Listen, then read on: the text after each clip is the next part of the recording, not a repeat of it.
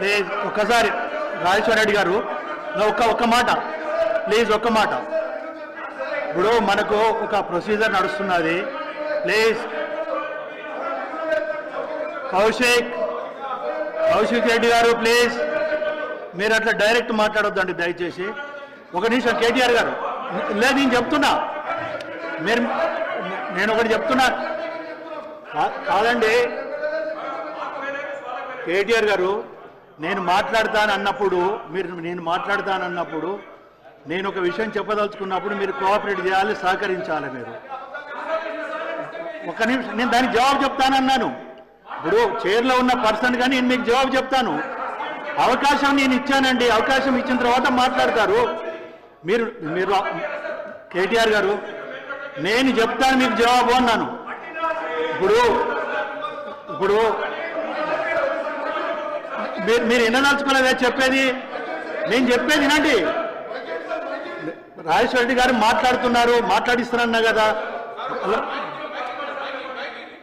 నేను మైక్ ఇచ్చిన దానికి జవాబు చెప్తానంటున్నా. నేను మైక్ ఇచ్చాను, నేను జవాబు చెప్తాను మీకు. మీరు నా జవాబు వినకుండా ఎట్లా మాట్లాడతారు మీరు? కౌశిక్ రెడ్డి గారు ప్లీజ్ కూర్చోండి. రాజేశ్వర రెడ్డి గారు, పల్లె రాజేశ్వర రెడ్డి గారు, ఒక్క నిమిషం నాకు జవాబు చెప్పనివ్వండి, నన్ను జవాబు చెప్పనివ్వండి అన్నాను. నేను ఒకటే విషయము, నేను కూడా 94లో నుండి శాసనసభలో ఉన్నాను. నాకు శాసనసభ ప్రొసీడింగ్స్ గురించి తెలుసు. ఎప్పుడైనా మంత్రులు లేచి ఇంటర్వ్యూన్ కావాలి అన్నప్పుడు స్పీకర్గా అవకాశం ఇచ్చే బాధ్యత ఉన్నది. గతంలో మీరు ఆగండి కమలాకర్ గారు, 10 సంవత్సరాలు మీరు కూడా గవర్నమెంట్లో ఉన్నారు. మీరు ఆ రోజు నిర్ణయించిన స్పీకర్ యొక్క ప్రొసీడింగ్స్ కానీ ఆ రోజు నిర్వర్తించిన విధానం కూడా మీరు చూడండి. మీకు తెలియంది కాదు, మీరు సీనియర్సు, మీరు ఎల్ఏగా మినిస్టర్ కూడా చేశారు. మినిస్టర్స్ ఎప్పుడు లేచినా కూడా డెఫినెట్గా అవకాశం ఇవ్వాల్సిన బాధ్యత చేరుకున్నది. అది లెక్క పెట్టరు, దానికి లెక్క పెట్టరు. మీకు తెలియని విషయం కాదు, మీరు ఎందుకు అనవసరంగా మమ్మల్ని ప్రెషర్ చేస్తారు? No, it's not correct. Please Rajeshwara Reddy గారు, మీరు దయచేసి ఒకటే నేను రాజేశ్వర రెడ్డి గారు కోరేది, ప్రొవకేషన్ లేకుండా మాట్లాడండి, సబ్జెక్టు మాట్లాడండి. నేను ఒక్క మాట అధ్యక్ష, మీరు పెద్దలు, మీరు చాలా సీనియర్ శాసనసభ్యులుగా ఉన్నారు, మీ అందరికీ తెలుసు. ఒక్కటే మాట్లాడే ఫౌతి అనగానే వారు మాట్లాడే, అనుమోదార కాలంలోనే మీరు మాట్లాడే, అన్ని లాస్ట్ చెప్పండి అధ్యక్ష. మేము చెప్పిన తప్పైతే మీరు చెప్పొచ్చు కదా. నేను చెప్తున్నా కట్టుబడిన అధ్యక్ష, మీరు చేస్తున్న భూభారతులు భాగంగా చేస్తున్న అవన్నీ కూడా సరైనది కాదు.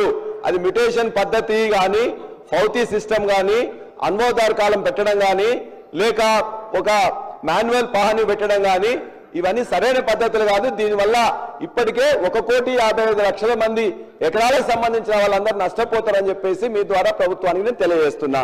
అదేవిధంగా పోడు భూములకు సంబంధించింది కూడా గత ప్రభుత్వంలో 4,06,369 ఎకరాలకు సంబంధించింది టైటిల్ డీడ్స్ ఇచ్చినాం. ఇంకొంతమంది వాళ్ళు ప్రస్తుతం ఎదురు చూస్తున్నారు. వాళ్ళందరికీ టైటిల్ డీడ్స్ ఇవ్వడమే కాకుండా రైతు బంధు, రైతు బీమా, అదేవిధంగా అన్ని ఇచ్చినాం. కాబట్టి మీరు మిగతా వాళ్ళు ఎవరైతే ఉన్నారో వాళ్ళందరికీ కూడా ఇవ్వాలని చెప్పేసి మీ ద్వారా వారిని కోరుతున్నా. ఇప్పుడు మీరు విలేజ్ అడ్మినిస్ట్రేటివ్ ఆఫీసర్స్ అని తీసుకుంటున్న సందర్భంగా విఆర్ఏల కోసం ఆనాడు దరిదాపుగా 20,550 మంది విఆర్ఏలు ఉంటే జీవో నెంబర్ 81, జీవో నెంబర్ 85 ద్వారా 2023 జూలైలో 16,758 మంది విఆర్ఏలను తీసుకున్నారు. వాళ్ళకి జూనియర్ అసిస్టెంట్గా కానీ, లేకపోతే రికార్డ్ అసిస్టెంట్గా కానీ, ఆఫీస్ సబార్డినేట్ కానీ వాళ్ళ ఎడ్యుకేషన్ బట్టి చేసిండ్రు. నేను కూడా ఆనాడు CCLగా ఉన్న నవీన్ మిట్టల్ గారితో పాటు నేను కూడా కమిటీలో ఉన్నాను. వాళ్ళందరిలో మిగిలిపోయిన వాళ్ళు 3,797 మంది 61 సంవత్సరాలు పైబడి ఉన్నారు. మీకు తెలుసు, ఊర్లలో మస్కూర్ అని, నీరట్ అని రకరకాలుగా వాళ్ళ కుటుంబాలు 60 అయినా, 70 అయినా, 80 అయినా, 90 అయినా చనిపోయే వరకు కూడా వాళ్ళే చేస్తారు. కుటుంబాలలో వాళ్ళు పంచుకున్నారు. ఇప్పుడు మీకు వస్తుంది కదా ఉద్యోగం అని చెప్పేసి ఊళ్ళో ఉన్న అరెకరమో పావెకరమో ఉన్నట్లయితే ఒకరికి ఇచ్చి నేను చేసుకుంటా అని చెప్పేసి ఉన్నారు. వాళ్ళందరికీ కూడా మనం ఇవ్వాల్సిన క్రమంలో ఎలక్షన్ రావడం వల్ల ఇవ్వలేకపోయినాం.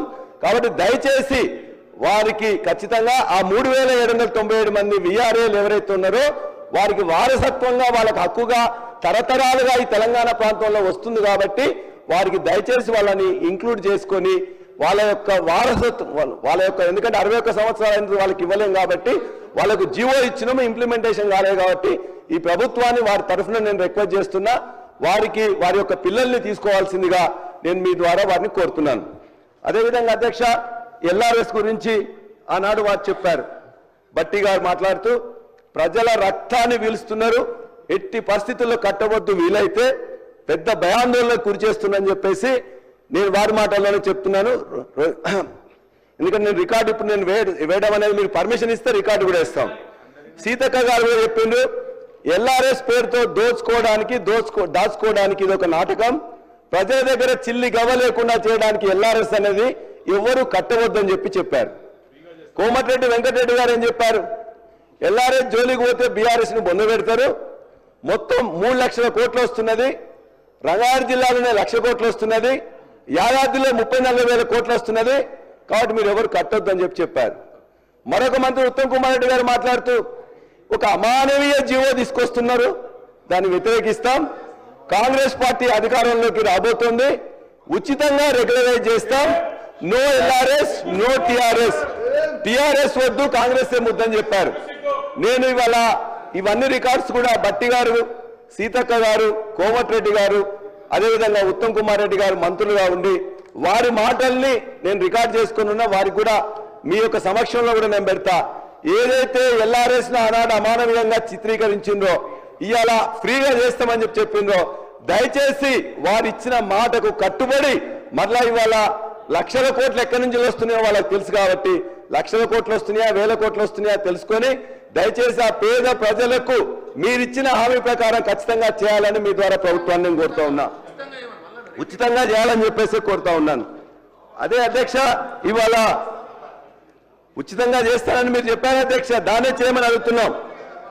అదేవిధంగా ఇవాళ దీని మీద రాజేశ్వర రెడ్డి గారు 1 అవర్ అయింది సార్, నేను 20 నిమిషాలు కూడా మాట్లాడలేదు సార్, 20 నిమిషాలు కూడా మాట్లాడలేదు సార్. సార్ 1 అవర్ వారు మాట్లాడండి సార్, మేము మాట్లాడలేదు సార్. కేటీఆర్ గారు, నేను సభ్యులతోటి మాట్లాడుతున్నాను, నేను రిక్వెస్ట్ చేస్తున్నాను, ఇప్పుడేం మైక్ కట్ చేయలేదు. అలా కాదు, మీరు కాదు సార్, వినండి సార్, నేనేం మైక్ కట్ చేయలేదు. వారికి కొంచెం మీరు చూసుకొని సబ్జెక్టును ప్లీజ్, డెఫినెట్ గా మీ మాట ఎక్కువ 10 నిమిషాలు మాట్లాడండి. ఓకే, ఇచ్చేయండి సార్.